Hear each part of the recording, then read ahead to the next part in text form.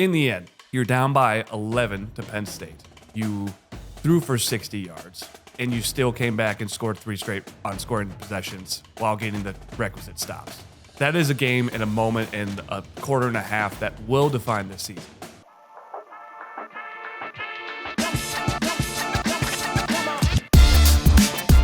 Welcome back to the ANF Podcast. Today we're going to do a breakdown of Iowa's comeback win against Penn State and then move into a preview of Iowa versus Minnesota. How we're going to do that is a little bit differentiated than some sports podcasts. We use film and personnel breakdowns to tell you how these two teams are going to interact, and then that feeds into our predictions. We were down in Iowa City for this game between Iowa and Penn State. It was the first time we've had, multiple interactions with listeners from the show, and it was such a rewarding experience. We produced this content in a bit of a vacuum, being up in Minneapolis and just posting it to the internet. Obviously, all the comments and interactions on message boards are awesome, but having, 10 to 15 to 20 different people come up to you and say, I love the show, keep doing the show, that type of interaction is, really humbling and was just an overall great experience. I think what our takeaway is, if you guys ever see us walking around Kinnick, please do not hesitate to come up and say hi. And to have Kinnick, a place that we've grown up in, essentially, it's always been our favorite childhood memories and favorite place to be. Is now feels like we're even building a stronger community in that area. It's just an awesome experience for an Iowa fan to have.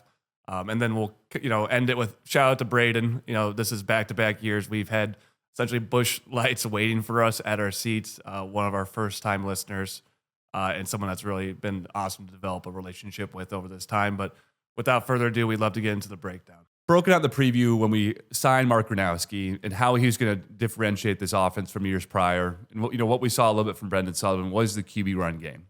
And, you look at this Penn State game where you made, mental error after mental error after mental error for the first 3 quarters of this game. You really had an opportunity to seize control in a home environment where you could have potentially taking a 2-score lead, but you find yourself down 11, midway through the third quarter, and things were looking awfully bleak for the season, awfully bleak for the game against a really talented team that could obviously was still holding up even with, some down performances.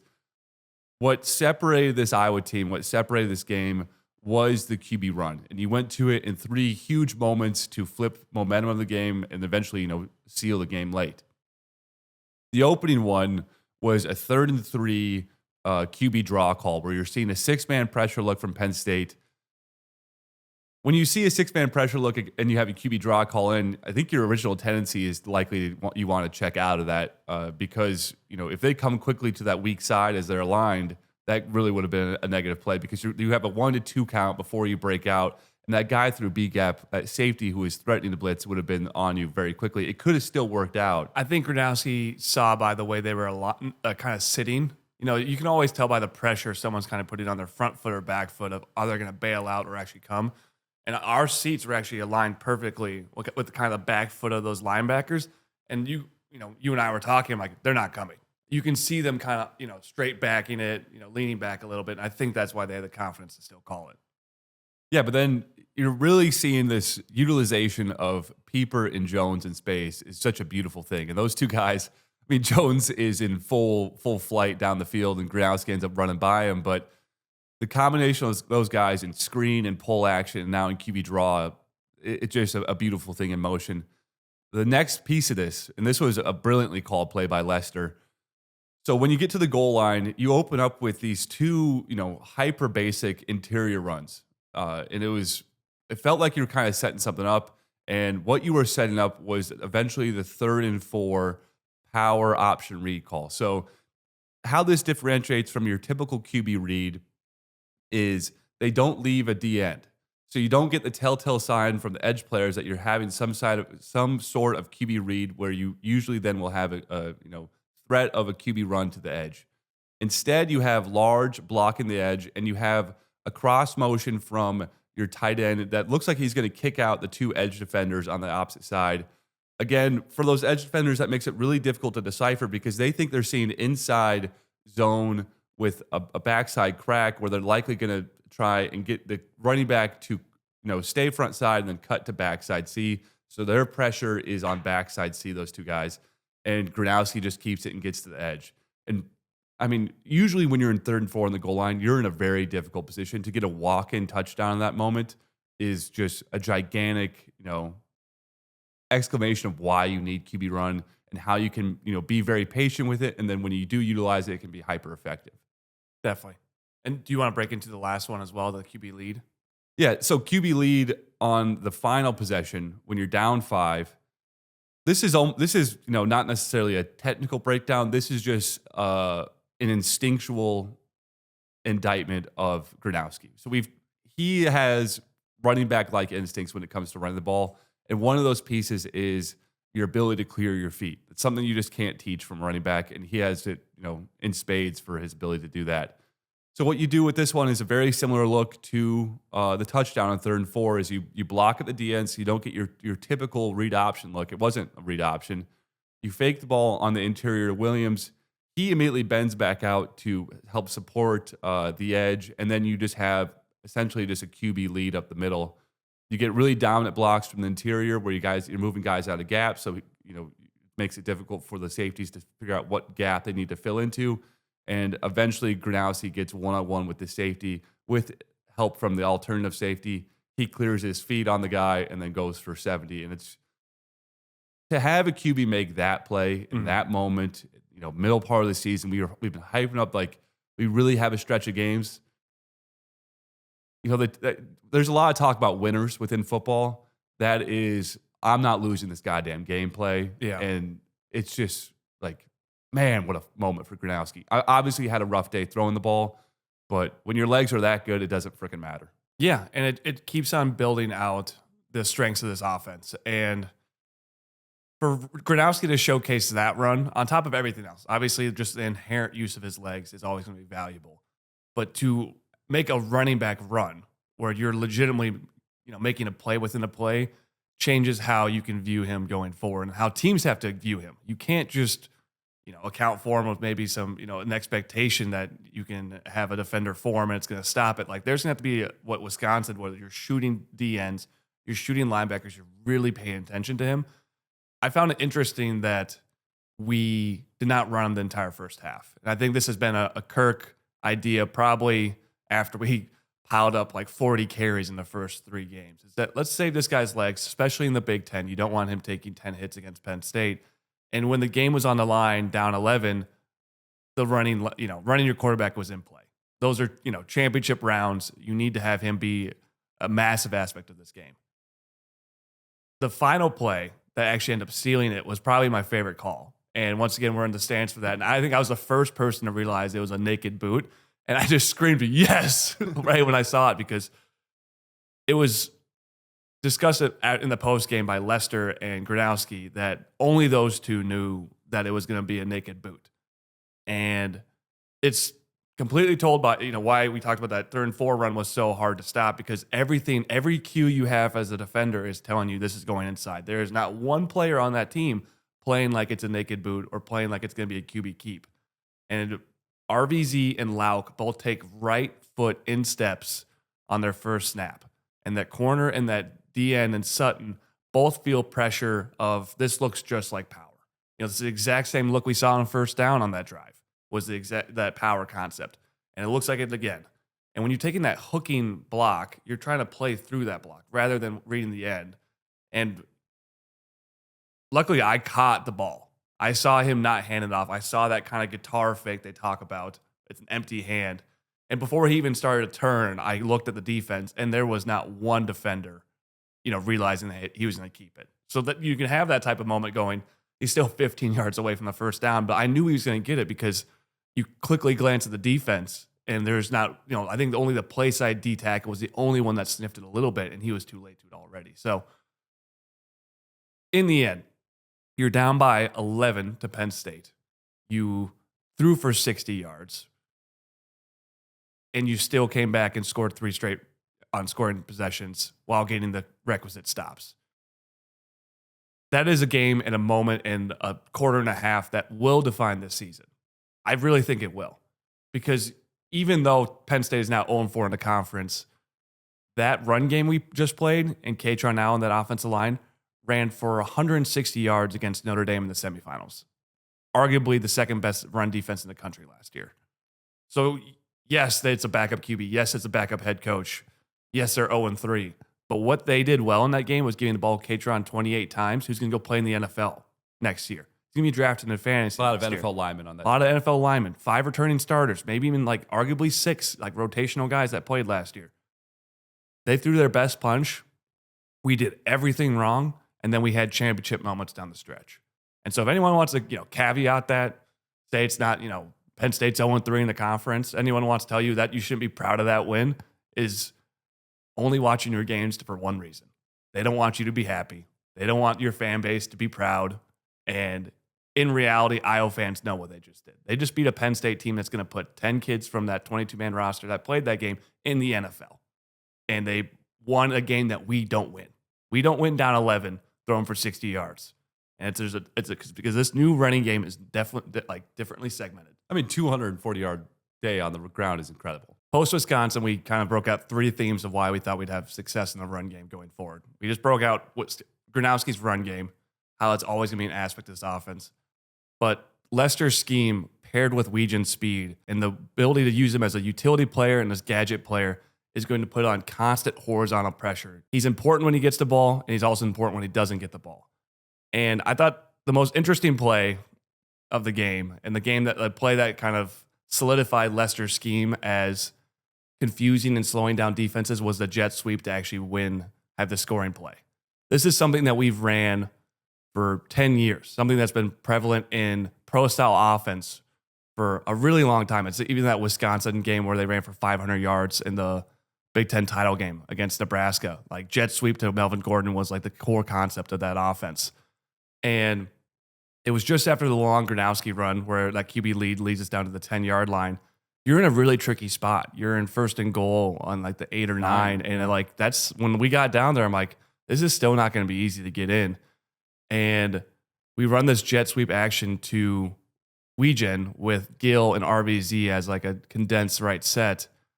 And the play side DN doesn't react to it. Dunker shoots off to the left as an inside zone concept, faking him to the opposite, and the 99 follows him. The play side linebacker in 24 doesn't clock it at all. It's like you think of those 2 players, DNs and linebackers, like throughout Iowa's offensive schemes over the years, every time there's jet motion, it seems like those guys eat it up. Or they have some opportunity. You catch them maybe one time a game. You'll catch them the first time, but the second time. Biggest this is your speedster going in motion in the play to the wide side of the field with 2 receivers over there, and none of them react. And it's like, this is what Lester's scheme is. Like, what the benefit of using a bunch of motion and a bunch benefit of faking a Weejan or giving the ball to Weejan over and over is they become numb to it. And they become numb to the motion. And so right when he hikes it and he gets the ball, those 2 players don't react. And those are the ones you're trying to influence. If those guys don't react, the play's on. And then it leads to our best 2 run blockers. And I think we're going to see a lot more 11 with RVZ back because he kind of behaves like a tight end. So there's almost no reason to go 12 in a lot of situations because of that body type he has. And obviously Gill, we've broken out, has been a great blocker. But, they both lead to great reps by them. And RVZ actually leads to a double kill. But I think the most important piece, which was something, if you watch back the long run to Gronowski and then this play in succession, 24. He has to chase down Gronowski like 60 yards. And he kind of gets bubbled instantly and then has to gas it, like full-on sprint in the 4th quarter.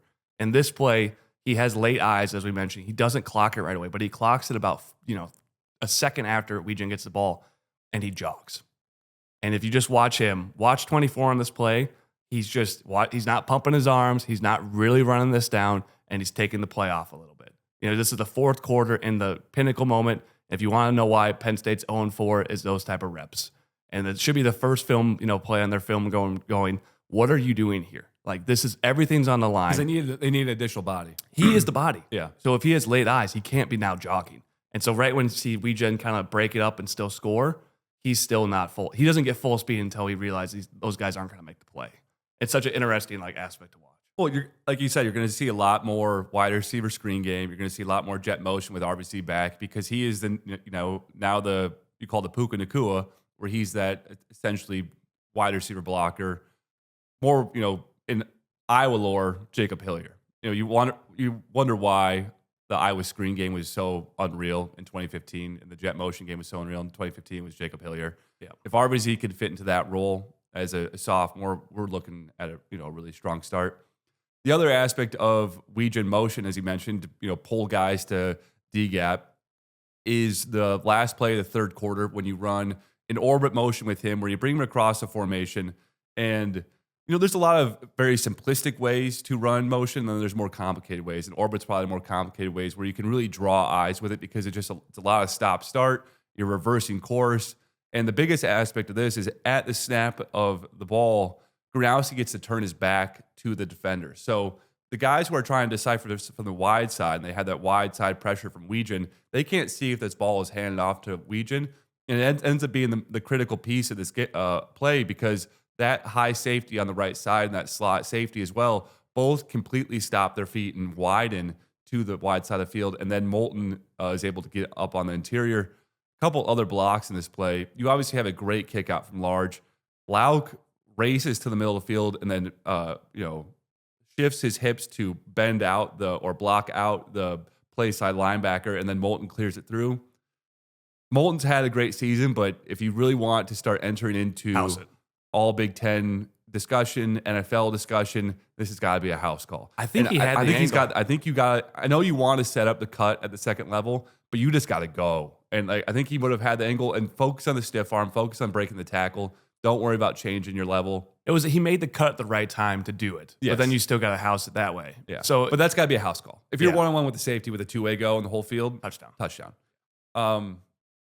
Last thing we can break out is before we move to the defensive side of the ball. I think it's a good intermediate here is the risk calculus of the 66-yard field goal at the end of the half.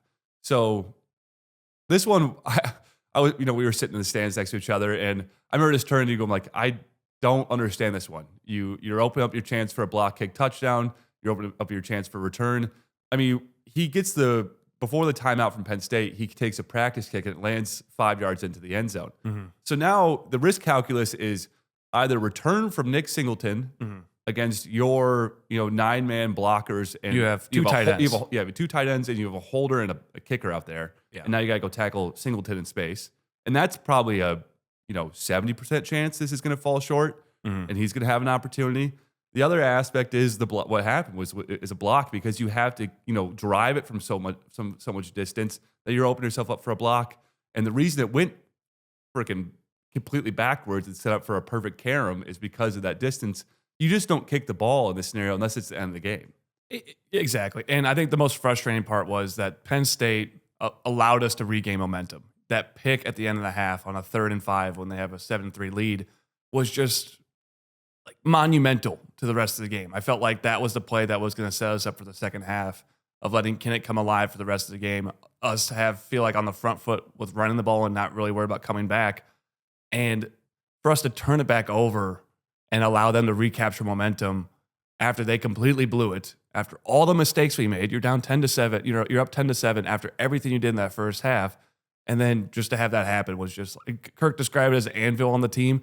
And then the team behaved like that. The first drive, the second half, they go out and have a long, possession and almost ran the ball, essentially win the game. And it felt like, we talk about there's such an opportunity in these last 5 games, 6 games now, 6 games going into that.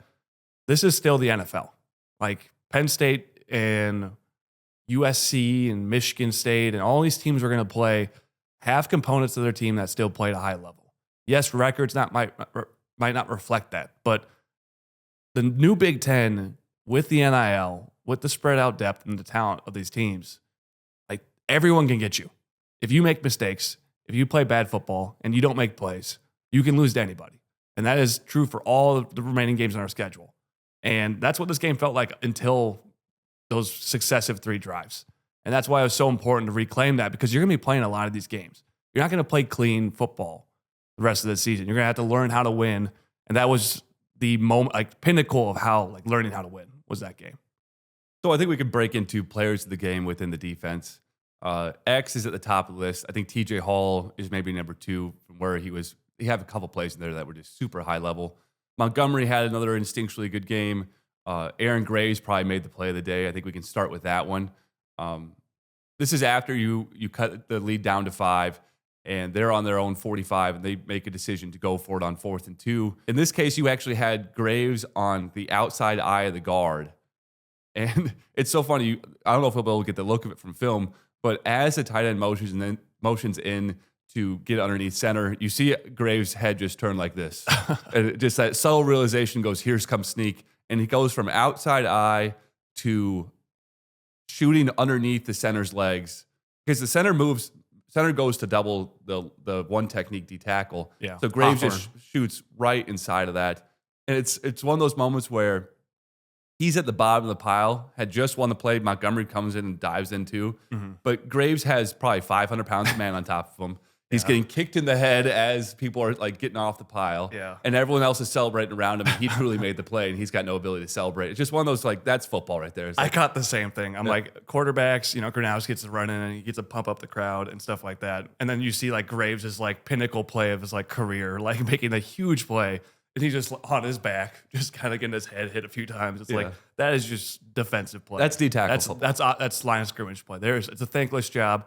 And no one knows in the stadium who did that, unless you watch the game back. But I caught the same thing. It was just hilarious. And I think the player, too, in that Montgomery, we talk about, I can break down a few things of what he didn't like, kind of being one of the players of the game. Obviously, he didn't make any splash plays that you're going to be like, wow, this deserves to be, all Big Ten player of the week like X did. But obviously, he's talking about him shooting in that play.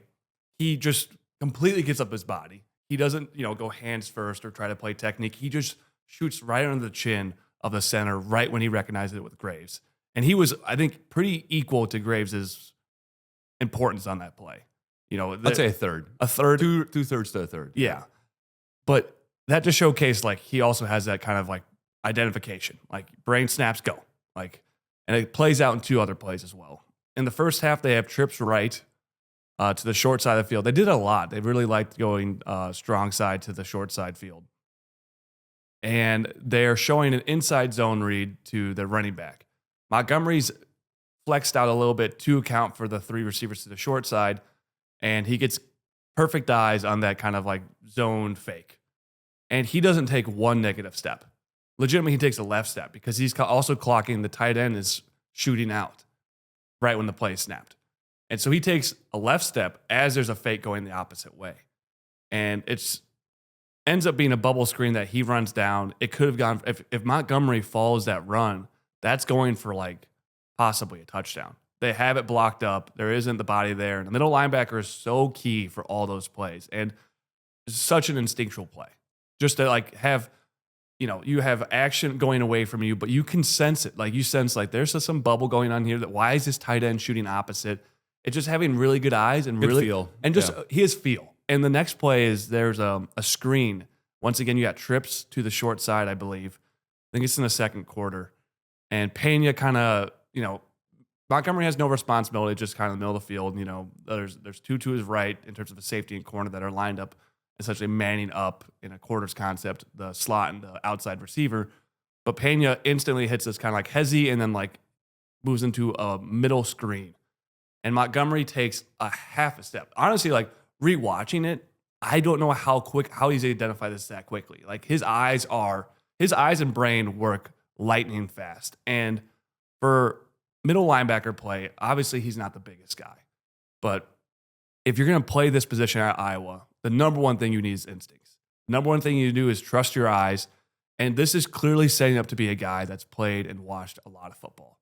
It's something where he understands concepts. Like to understand a bubble screen away from you, to understand a receiver screen within like a half a second, that is, I've been watching football since I've been like a young boy. Closely. I obviously have a dad that's been an NFL coach, and it's like playing out. Like this guy is, I don't, what year is he again? Is he redshirt junior? He's a redshirt junior. Yeah. Like he's going to start for the remainder of this year and next year. And, everyone's going to be like, who is your middle linebacker? It's like this 5'9", 5'10" guy. But if you rewatch his film, very instinctual, and he's going to lock down this position for the next year and a half. So we can break into plays that were made by X and TJ Hall. The first one is the pick at the end of the half. This was just a great combo between the two. You have three wide receivers to the far side of the field, and you have your tight end isolated on TJ Hall on the short side. I don't really understand what the QB's thought here is because you clearly see you have a high safety protecting the corner. That likely means that the corner is going to be able to play with inside leverage, and you can force a tight end. And with a tight end on you, usually you want to try and force him upfield because you're not worried about him running away from you. Then you can defend the seam or you can defend a fade ball. At the snap, you have TJ jump to the inside of him too. So the play's dead instantly. Granted, when you do commit to one side of the field, you do have to make that throw no matter what because the ball's got to be out. But because TJ jumps inside of him and plays physical with the tight end, it gets jumbled. X just follows the eyes of the QB the entire time. He's in a high safety look, but he slides down just behind it, gets the pick. So close to maybe one of the best reps ever on a pick six, runs over the QB, Bout keeps his feet. This 5-star play from a 5-star player. The other aspect is, so early in the game, you had the first time 14 gets on the field after the original interception by Gronowski on the first drive. It's crazy how much that mimicked what we saw in 2021 with the Jaquan Brisker pick. If you remember that one where Reganey goes over the middle in the RPO look. They try and hit that quick bump and it caroms up to their free safety. I think it was a one-handed too, if I remember. I think it was one-handed. So I remember just being like, wow, that's mirror images, almost same exact scenario. Yeah. But regardless, what Penn State did from an overload perspective with these options was really high level. On the first time you see this play from 14, their backup QB, I think he's from Des Moines actually. Yeah. The key piece is their tight end's aligned left of him. He crosses the formation and it makes it look like it's going to be an inside lead at the middle. It invites the 4 guys in the middle from Iowa up the field. They think they're seeing an inside opposite lead. That tight end actually leaks out and you gain a body on the edge and then he's able to pitch it and it goes for like 10. Like the minute you see that happen, you just get numbers. I was actually kind of fairly susceptible to the QB option game because our numbers are sometimes limited. And it seems like they can kind of dictate numbers in that way. Our counter was then to when we would see 14 on the field, we would just go into straight nuclear man looks where everyone's playing free. When you go back to it, you have 14 run almost identical scenario. If he ends up pitching it, he's in a better scenario. But I believe our D end takes the edge player and forces him upfield. I think the QB just forgets he's playing college football. If you are a QB cutting back over the middle of the field with high safeties and X is on the field, for the love of God, get down. Yeah. He stays up and X just like another just crushing blow. Very lucky that they were able to hold on to the ball there, but that really demonstrates, X's talent. There's another one early in the game where similar play that you broke down earlier where they set up a tight end screen. He comes and just absolutely detonates this tight end. I think it was the same play I was breaking down. Yeah, with Montgomery. Yeah. But the advantages of this, and I'll talk a little about what Lutmer adds as well, is when you have a free safety playing at this level, you do not care about him in one-on-one situations. With Schulte, you kind of had to protect him. Schulte protected himself more than anyone. If he got into a one-on-one, he was not trying to knife in and stop a guy for 5. He was very much like, I'm going to just, let you make the move and wait for my help to come. Yeah, I'll let you get 5 more yards, but you're not going to get 40. Exactly. But now having a guy with X, with his confidence and tackling ability, you're really able to play this almost like positionless basketball style on the back end. And that's allowed for a lot more creativity. If you don't have anything immediately, I think to break out the game-winning play, also X won the game. And it was all because of his timing. On Penn State's 4th down, they have a perfect man beater.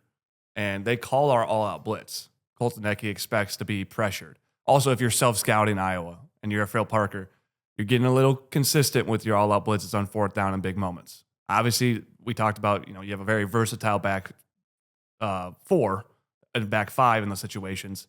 But watch out for something slip screen in this Minnesota game because you're clearly showing your hand as 4th down and pressure is going to be consistent. But they have Ross coming on this perfect pick route in motion with, I believe, his Lutmer trailing, and he has him beat the moment he motions.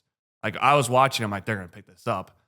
Luckily, X comes from distance, I think 10 yards, maybe even 12 yards, and he hits full speed before he even hits the line. And I don't know how we coach this up. It'd be really interesting to get Phil just in the practice room, breaking down how you hit, a snap count perfectly. Because if he doesn't hit full speed, if he doesn't time this perfectly, this is a 1st down, and Penn State likely has an opportunity to win this game. And right when the ball is snapped, X is about a yard off the ball, but after a millisecond, he's a yard in the backfield and completely cuts off Gruckenmeyer's ability to throw that ball because it's going to be Ross to the edge, and it might go in for more if he catches it in stride. And Gruckenmeyer just, catches a flash of him out of his eye and completely breaks down.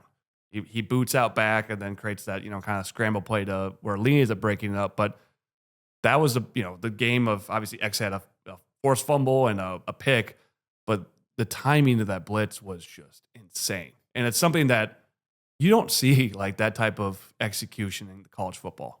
Like I don't really see a lot of safeties that have hit at that pace that Phil can teach. And it's something that Phil's obviously done about simplifying this defense, making it, and then developing these guys for 4 years. Like to have that type of execution in that moment from X was just insane. So 2 final things, then we'll touch on a couple negatives, and we'll wrap up the preview.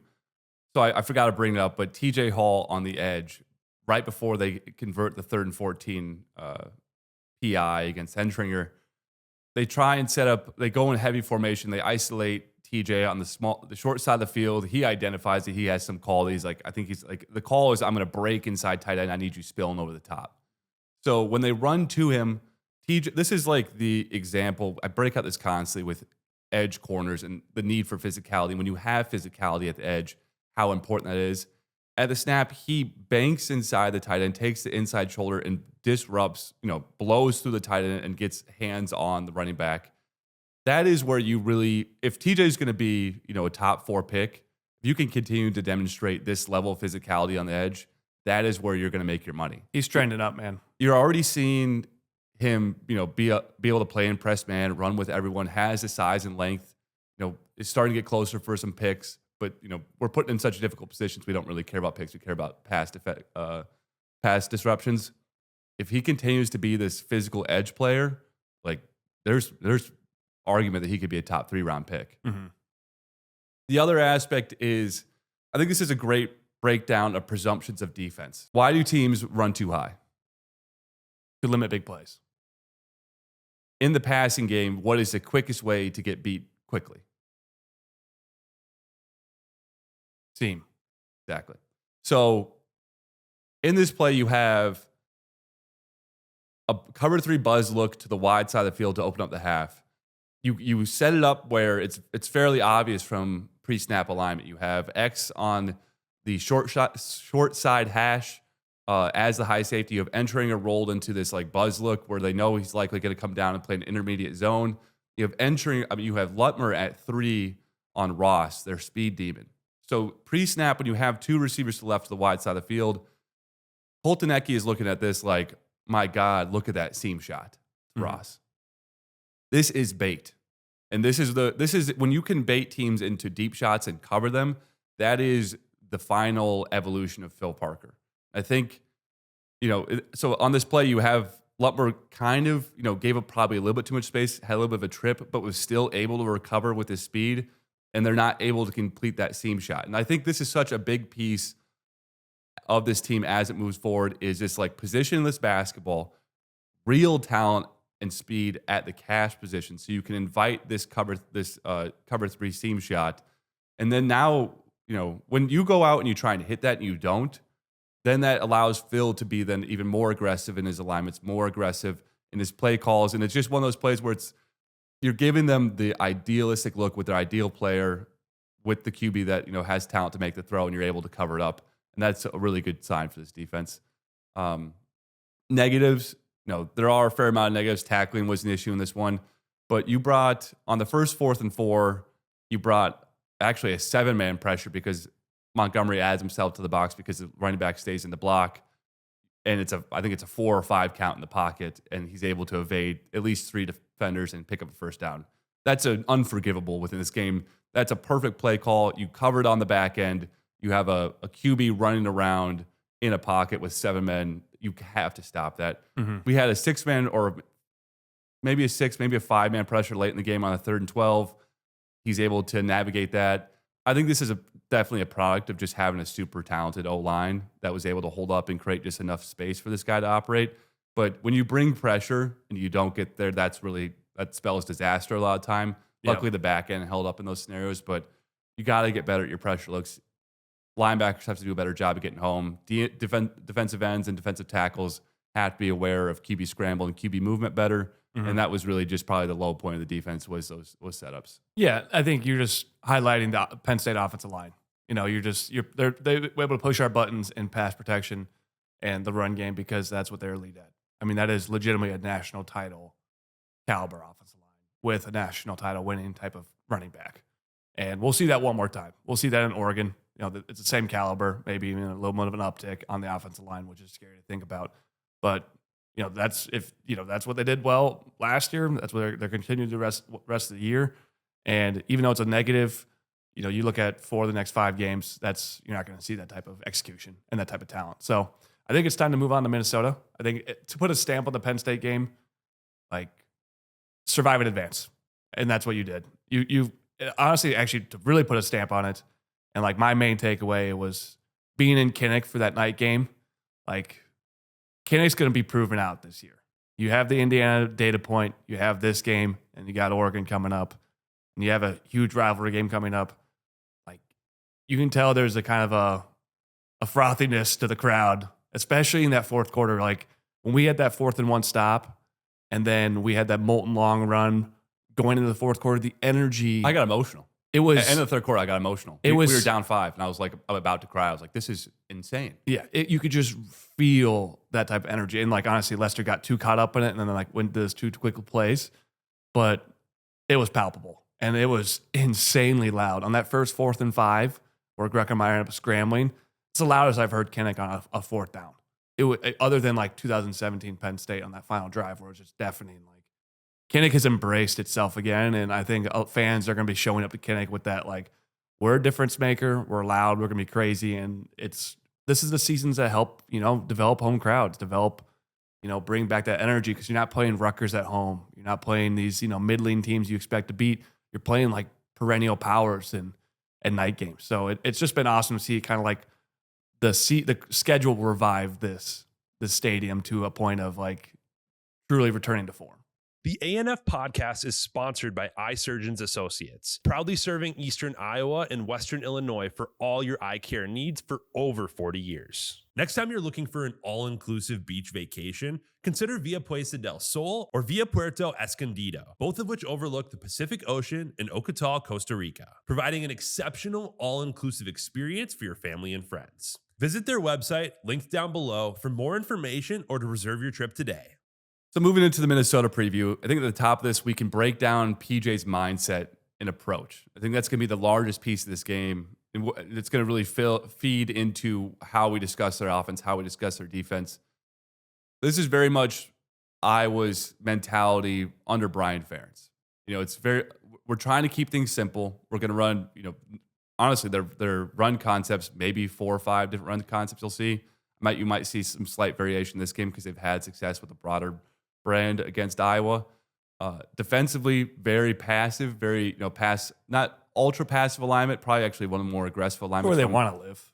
They want to live is too high, but they play a little bit more aggressive look on their corners than some of the teams we played recently. We play too high, but they don't blitz a lot. They 4 and 5 man pressures.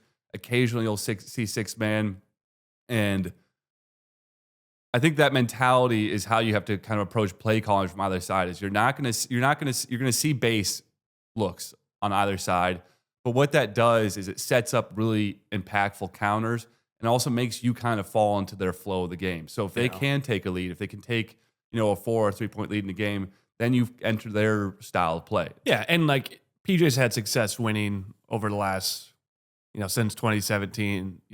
Outperforming Wisconsin, outperforming Nebraska, outperforming Northwestern and Purdue in the West. And then even last year, picking up some big time wins against USC, competing against Michigan, competing against Penn State, because he's just doing what, it's essentially a Ferentz copycat.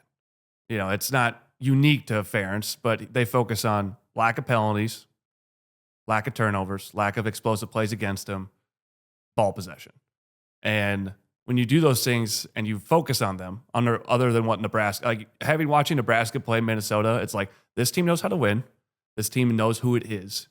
And this team's trying to play like the Kansas City Chiefs. This team thinks they are something they're not. And there was just no identity to that Nebraska team. It's like the team, when you're watching this back to back, Minnesota so clearly has an identity. And even though we're going to break down aspects, weaknesses of this team, when you're watching them, they know how to win. And it just doesn't matter. If you can not turn the ball over and you can punt it deep and you can force long possessions, you're really only asking for 2 or 3 like plays by your players. Yeah, like that's how this game's. And they have the talent to do that. Yeah, So do you want to start with offense? Yeah, I can break into how this is different from past years. So this coordinator's been there for 3 years now. He was the first hire post Soraka, and he runs a radically different offense than Soraka does. Like, this is a complete change of what you would see Soraka run with 11 personnel, RPO focused, inside zone runs.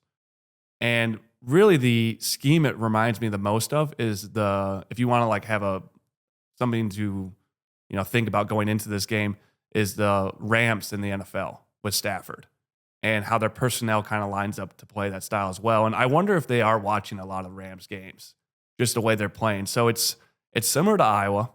They run 11 and 12 personnel. They kind of lean a little more to, I'd say 11, but it feels like it's 50-50. It's hard to gauge if they're running 12 more or not.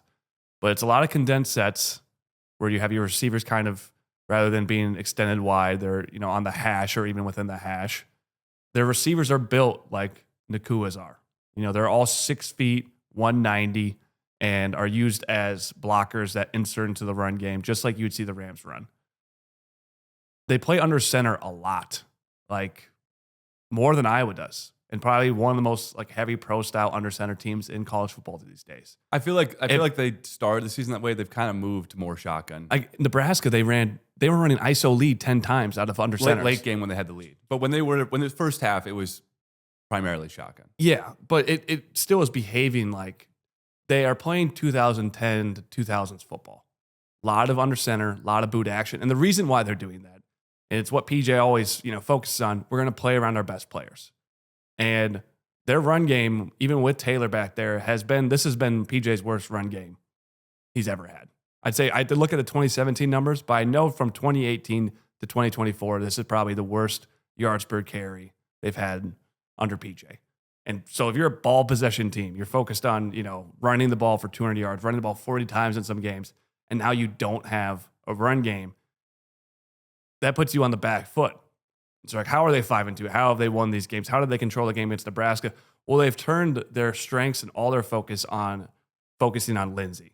And, watching Lindsey and Raiola go against each other, Lindsey's everything that Raiola wish he was. He is a 6'4", 6'5", 240-pound quarterback that really exemplifies like high-level pocket passing skills. He plays with a bunch of anticipation. He is extremely accurate in the situations, and he can throw anywhere on the field. And I think it's highlighted by, we can rattle off a few plays of like why this offense is still successful is because of him. He can throw to the entire field. You think about the first play against Purdue. It's a 10-yard out route from the right hash to the left sideline. He's hitting his back foot and the ball is out instantly before the break's even happening. And it's a kind of he has a big arm, but it's a soft touch. And it hits the receiver right in stride about 8 yards, and he kind of turns it up to the sideline. And then late in the Nebraska game, what actually you would not expect from this guy is that he has a really quick release for his size. And he's very strong at throwing intermediate to short throws over the middle of the field because of his anticipation. And his height. And his height, too.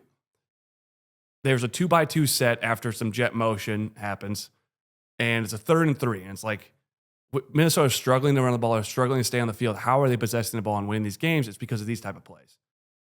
They have a cover 2 look on the right side of the field. Lindsey understands this. He can, identify that in the pre-snap. They slant and kind of like stop their outside receiver between the linebacker and the corner, and then also shoot out their slot receiver to the corner. So they're basically playing a 2-man game for the corner. And he checks left instantly, comes back to it, and it highlights everything Lindsey is. It's back foot, super quick release, accurate ball placement with a lot of anticipation. Short passing game is like, oh, you threw for 3 yards. That's very difficult. It's one of the more difficult aspects of football. In college, it's really hard to be synced up with your receiver because you don't have a lot of reps together. Quarterbacks don't play with a lot of anticipation. They don't have this like, I think he's going to sit down there. I'm going to start throwing before he even sits. And his release is super fast. And so it kind of all plays out in that play, and they're able to stay on the field. So you have this far side throw. You have this quick slant game that they love to hit the gears as well, and they kind of play games in the first, against your linebackers. And then there's 2 deep balls or a deep ball against Rutgers where he hits Jalen Smith on a 50-yard bomb where it's effortless. He gets the ball down there. So that's showing he can throw for, a 50-yard to 60-yard bomb, push you all the way down the field with this type of release if you don't guard it. And then against Nebraska, he hits Brockington on this like fade pattern where he absolutely drops in the bucket with a bunch of touch. So like you see like that, intermediate short throw, outside the numbers out route, deep 15-yard, 50-yard post route, and then a fade ball. Like this is what Raiolo's supposed to be. This like pocket passing, diming like player. And it's Lindsey. That's who Lindsey is. Like this is the guy that should be hyped from all these other, news outlets because he's playing to make all those throws as a redshirt freshman, with very limited game experience. Like there's a reason why Minnesota's excited about this guy because you really can see that there isn't something like he can't do in terms of passing, but where he is limited and where Iowa will have success in this game and why their run game I think is struggling, he has like pretty much zero legs. Like I don't think there's one true run design. It's the reason why they're playing a lot under center, but he's just not, you can't run him. And if he gets pressured, he breaks down quickly and he doesn't like to be blitzed. So I think we'll see a lot of that from Iowa. So one of the things they like to use is the tight end curl head up on the center. And they use this a ton in their, the quick passing game. The reason this is so difficult to handle within zone concepts is linebackers can't commit themselves early in plays to the center of the field because they have responsibilities outside them in the stick game. How you can counter this is usually sometimes I think Indiana countered against us with a safety buzz. But I think what you're going to see Iowa move to because of their short passing game and because of their talent, I think you're going to see more man-to-man, too high looks with limited pressure. This kind of feeds into what you've enunciated with their talent so far and their personnel is you have a run game that's struggling, so you can present light boxes without a lot of fear. You have receivers on the edge who are having a difficult time separating, but you have a hyper-accurate deep ball throwing QB with limited legs. So how that all fits in together then is you can present passive alignment that's going to prevent pre-snap aggression, where they're not going to say, okay, pre-snap, we have a single high look, let's take a shot down the sideline. Mm-hmm. You're not going to be worried about speeding up the operation with blitz because even if you get a four-man blitz where you don't get home, Lindsey's not going to likely be able to extend the play long enough. He does a decent job of recognizing when he needs to do it, but there's multiple plays where he's running and just falls on his own. You'll see that happen at least probably once a game where he'll stumble on just a run. Not his strength. So you're not worried about him existing for a long time in the pocket. And then their receivers on the edge, leaving them in long developing man routes isn't really that terrifying. You have a lot of speed at your slot corner position, TJ and Deshaun. And if you're in 4-3, you're going to be a decent amount of 4-3. TJ and Lutmer on these edge wide receivers. They are talented, but they're just not sprinters. They're not movers. They're not going to run, a crossing route against you where they're going to catch it and go for a touchdown like a Ross would. They're going to be it's more. It's not Ross, but Jalen Smith has some, it's not Ross speed. Jalen Smith got caught by a linebacker on that wide receiver. He was hurt. Okay. He was hurt the play before. Okay, but the deep ball to Rutgers, you'll see him he's chugging. It's not Ross speed. I agree. But that bakes in. We can align passively, stop the run, stop the deep pass, and then we're going to play in this kind of quagmire intermediate passing game where Lindsey's going to have to be perfect. Yeah. With crowd noise, with pressure. Yes. And that is why, you have a really talented QB. I just don't know if he has the surrounding talent around him to make this, offense perform at a high level. Some other aspects of PJ that just will never die. These have been play calls you've seen under Soraka. Third down run is, I think, PJ's favorite thing to do, especially in third and intermediate, 3rd and 6, 3rd and 7. You've seen it kill. It killed Iowa last year in the first half on a Darius Taylor run where you actually had, talk about Quinn Schulte in space. He's the extra man to it. Can't make a play on Taylor. You get a rush. That was actually a thing that utilized a ton in 2021 when they had a huge day, was third down runs. Mm-hmm. It's a very difficult thing for Iowa likes to play a lot of man too high on third down. And when you have eyes on the receivers, you're now essentially just playing 6-on-6 in the box. And if you get a well-blocked play or a stunt on where you get out of gaps, there's just not a lot you can do. Again, I didn't bring it up on the original breakdown, but Lindsey not having the ability to threaten QB option read is a huge piece of this as well. The other aspect that is commonly used is we talked about the inside zone look. That's like their favorite look out of shotgun. They really don't add a lot of motion. They don't pull a lot of guys. Their inversion of this is their running back sweep game. So if we're going to line up in light boxes, how you want to attack then is with slants to the strong side where you anticipate running backs to be moving across the formation.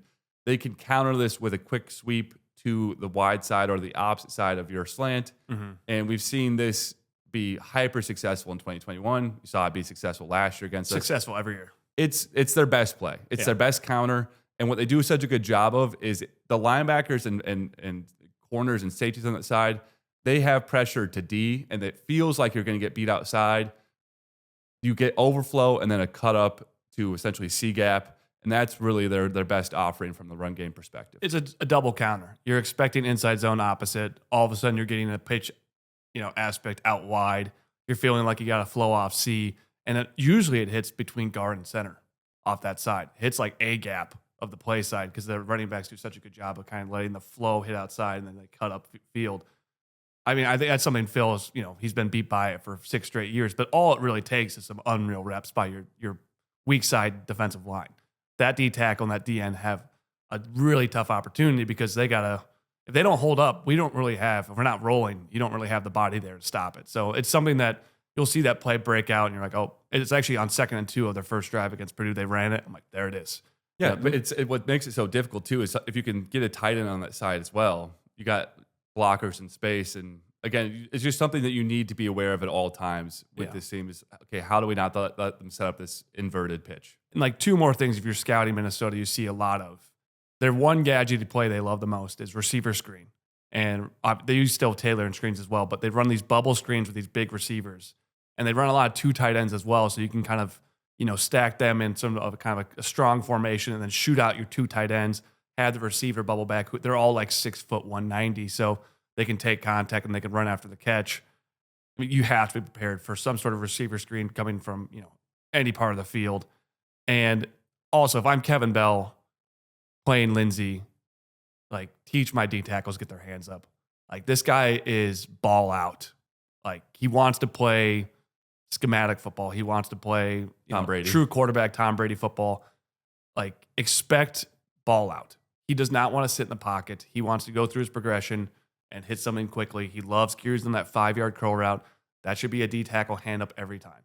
You're not worried about, this guy extending plays or breaking the pocket when you do put your hand up. So there's almost no reason not to. And I think those are the 2 call-outs I'd have for their offense. Yeah, and then lastly, we can move into their defense. So Taylor, the best part of Taylor's game is his ability to receive the ball out of the backfield. And how they'll utilize this is because they can line up in 12 personnel, 2 tight ends, 1 running back. Pre-snap, they can get you into heavy formations where you'll have a 3rd linebacker in the field, maybe a heavier safety, and then they'll line up in a 5-wide formation. Brian Ferentz used to do this a lot too, but what it does is you can then isolate a linebacker and man-to-man, on the outside receiver, which would be Taylor. And you can run various pivot games. They hit Fisher on a pivot game early last year. And Taylor was, I think the story is that he was as a junior, he was a receiver, and then as a senior, they moved him to running back. So he has great receiver skills. Where you see him be most exceptional is one-on-one games in space. He's great laterally. He's got good hands. I imagine they'll go to that, at least 5 times, 6 times, trying to isolate our linebackers on Taylor in the passing game. Yeah. That's going to be something to watch. And I think the main thing you can watch for this game is just the offensive line surge that you're so accustomed to at Minnesota. I mean, how many years have we watched them from, I think it's probably from the last 6 games in 2018 to, I want to say 2023, just that push they used to get. Where it would, have this inside zone concept that there would be, if you faulted outsides at 6 yards, this massive humanity, and then they would always have this backside seat cut with these like really quick backs. You think of Bucky Irving and Mo Ibrahim and all those studs. It's just, it doesn't look like that anymore. They're just not getting that flow, that push. And when you kind of run only inside zone and you kind of like have simplified schemes that way, and you're not physical up front, like they're getting sometimes like 1 yard push. And the play's dead like instant against light boxes. Against like Purdue, Cal, Buffalo. Who's their Rutgers? Like these are not high level defenses, And, I really expect Iowa, like Phil can really lean on this defensive line in light boxes and feel pretty good. Outside of one Darius Taylor run for 70 yards, if you take that out of his stat sheet and you take it out of their running game in their 4 Power 4 games, I'm not going to consider Ohio State as a real team. They're playing different football than everyone else. You take that 70-yard run out, they're like 3.5 yards a carry in like the critical games. Maybe even less. Not really high-level talent. Against not that high-level defense. So that's just something that it's just not common for PJ.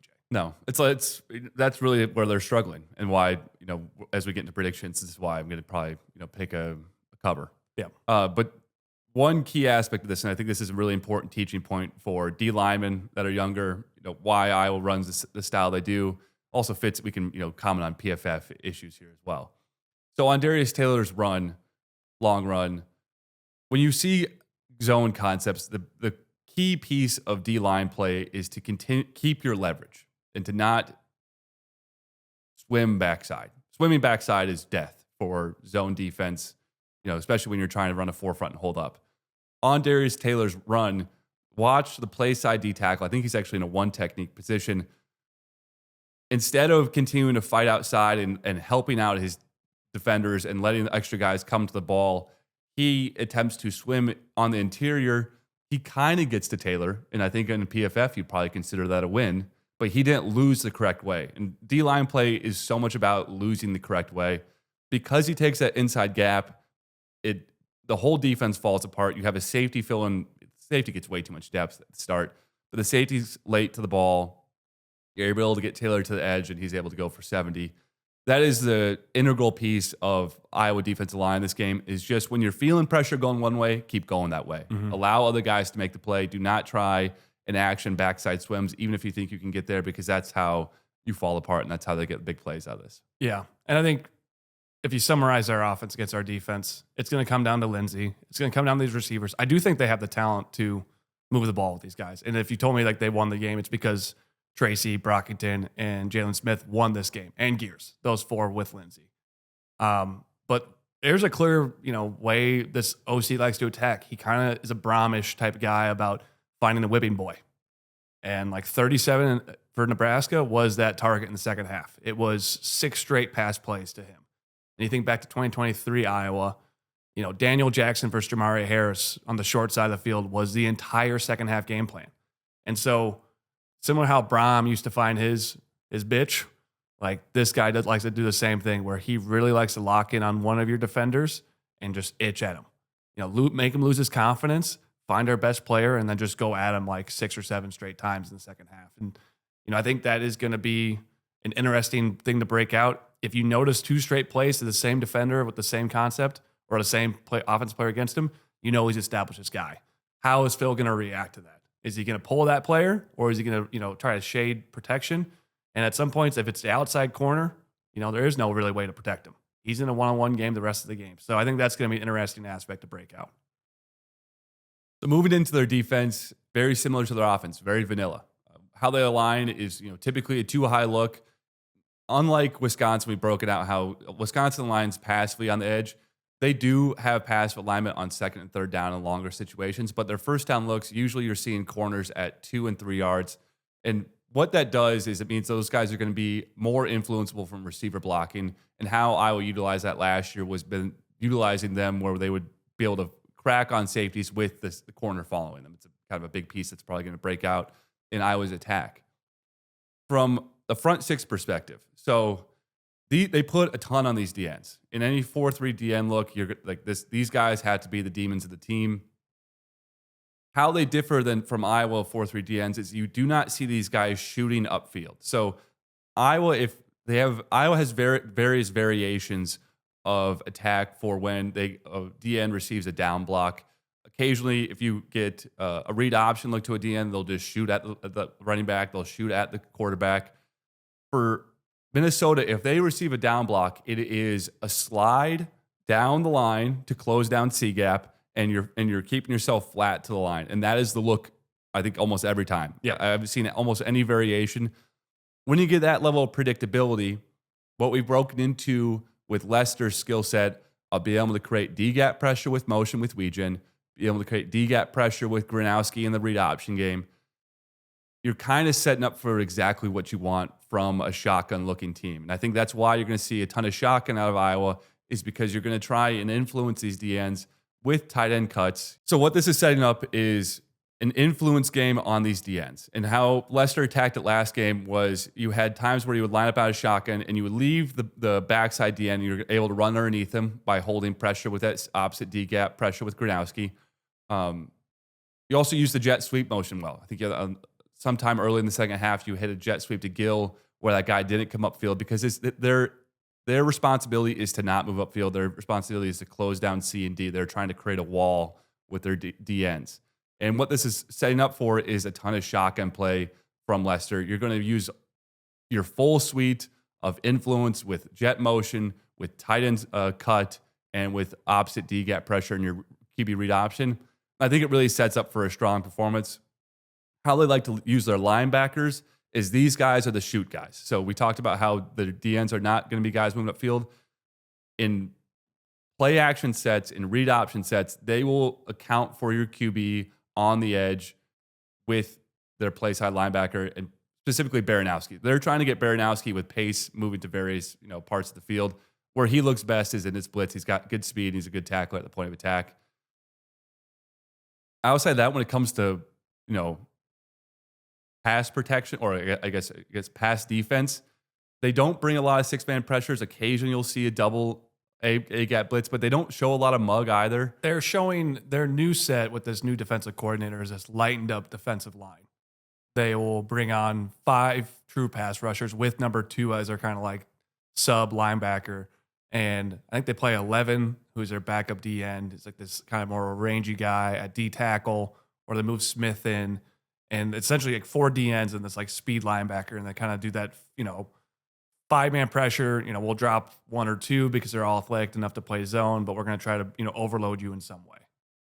So how you can influence this game, I think the perfect play of this is a reverse power look or a counter power look from Nebraska, where on this play it shows, their fits. You have the DN sees a down block in front of him, so he's going to slide and get interior. He's going to try and bubble out the power look. The Nebraska linemen, react correctly, and they essentially flip it into a sweep. We talk a lot about this, but C-gap fills from high safeties. So this is where anytime you're running 2 high safeties, every coach coaches into this C-gap fill that the safety needs to be added to. On the play, you have Parrish fill to C, and then he gets cracked down on by the receiver. I think this is a system that you're going to try and set up a ton in this Iowa game. Is these guys are incredibly eager to stop power. They're incredibly eager to fit power on the back end. How do you get power looking looks and then flip it on them? Mm-hmm. And that's going to be a big part of this influence game. Outside of that, what we saw from the 2024 game, and a lot of the same guys are on the interior line. You have Logan Redding. If you do a quick personnel breakdown, you got Logan Redding at D tackle, Eastern at D tackle, both guys that were starters last year in this game. They lose Joyner and Strigo from last year, which we circled as their kind of strength of their team on defense. And Lindenberg at linebacker. But you still have Baranowski and you still have Williams from last year, both guys who played, I believe, in 2023 as well. Maybe Baranowski, but I know Williams 100% did. Parrish is obviously a stud as their back, their deep safety. Is it 14 is their other safety that we'll see? Yeah, Carey. And then obviously Nestor, an Iowa transfer at corner. And, I think Bryant has been their cornerback. They've been rotational, and they have 24 injuries. And 4 are their kind of their issues. They have really poor tackling corners, and that's what killed them last year. It's what's hurt them a lot in the system. But they're good coverage guys. I think when you watch them against Nebraska, Raiola hit his back foot 10, 12 times and saw nothing. Like, got sacked. Raiola's been sacked a bunch throughout the year, but he really, I don't think he got the ball out more than 1 or 2 times off his back foot. So that tells me that their back end was defending really well against a Nebraska receiver group that is better than ours. And I think that's where, if you're talking about the strengths of this team, I think their back 7 with those 2 speedy linebackers as well is going to give us a lot of problems in terms of, throwing the ball. I think Penn State kind of showcased that we had a hard time separating against them, and it'll be interesting how this plays out going forward. But that was a sign of, they could push some buttons there by just lining up and guarding us and then relying. But it all comes down to how their front 4 plays. So this is we talked about this in the pre-podcast, but what do we anticipate from a defensive alignment perspective from PJ? So what happened last year was, as the game went on, their interior defensive line started to crumble, and they lack D tackle depth this year. It's been an indictment of the team. As when PJ enters into this game, knowing where his run game sits, knowing where they're going to be at from a points perspective, probably I bet he's circling maybe 16 at most 20 points from an offensive output. Really doesn't want to get possessed on in Kinnick with that energy. Knows the Kinnick energy that can build within the run game and how it can be the self-fulfilling prophecy. What you saw in 2023 when you had Deacon Hill out there is, well, this is still Rossi, but they got out of character from a defensive perspective, and they got hyper aggressive. They lined up in 8-man boxes, press man out wide, single high safety, and they had engage 8 plays on first and second down, consistently, which is insanely aggressive from a defensive perspective.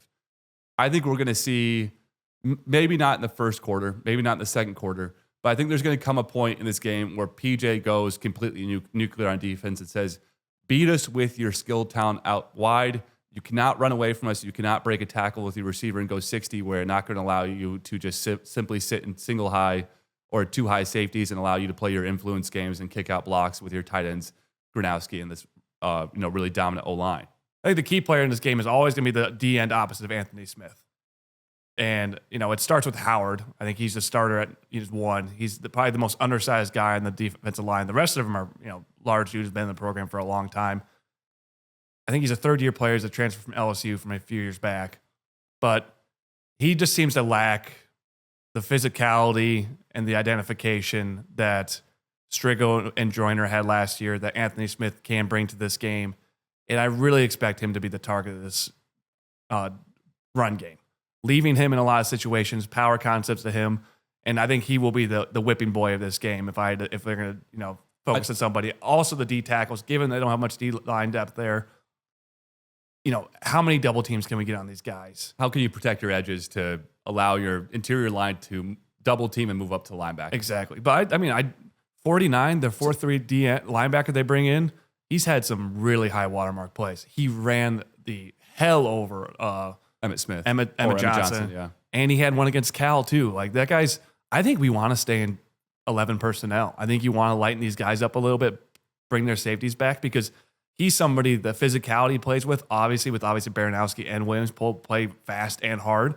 You almost want to lighten these guys up and then run at them. I think that was my takeaway too, is play in 11, space them out, use your various influence games with your tight ends and your motion. Last piece I'll break into, then we can move into predictions. Because you're in this 2-high look with press corners, you're setting up a very similar look that Iowa State had with Cooper and John Tez, where eventually when you're under center and you have a short side corner and press, they will bring that short side corner in a blitz because you have protection from that high safety. How can Leicester set up this look where you're anticipating short side blitz? Can you run some kind of variation of screen at the high safety that's going to roll over? Can you run verticals at that safety on that side? That is really the big piece. Is this short side blitz is coming. Mm-hmm. They're trying to set it up with this formation. When can you flip it? Yeah. So moving to predictions, I think that Iowa's going to win this game 27-16. I think you get one touchdown out of a Lindsey play where he makes high watermark, but with the struggling run game in this Kinnick crowd, I just don't see high level execution without super high level receiver talent to bail them out. Yeah, I'm going to go a little lower scoring. I'm going to go 21-16. I got the same number from 16. I think they're going to move the ball between the 20s with their passing game. I think their defense against Nebraska showed a lot, and I think it's a really athletic back six. And I think they will be aggressive. I don't think they're going to, after last year's, run game that we had the success that we did, I don't think they're going to rely on that front four as much as they want to. But that's a button that they can push. Like, I don't know anyone in our receiver room that's going to run by these corners and safeties. And they do have really versatile safeties too. 14 can really move. Parrish is obviously the athlete he is. They have an opportunity to kind of go into match concepts out of cover 3 or cover 1 and essentially do what Iowa does. You man up across the board and say, all right, where's your beater? And we're going to bring 6 or 7, 6 to you on your run game. So there is a reality where they just get it so aggressive to the point it's a closer game. But sorry, one last piece is I think the boot game. I think when you go nuclear, the under center boot game is our way out. Yeah, because then you can get numbers to the edge, and then Gronowski has an ability to outrun these linebackers and DNs. That is where when this hyper aggression comes, I think you go to the boot game. I think that's going to be the differentiator. Yeah. All right, we'll go awesome. Hawks. Go Hawks.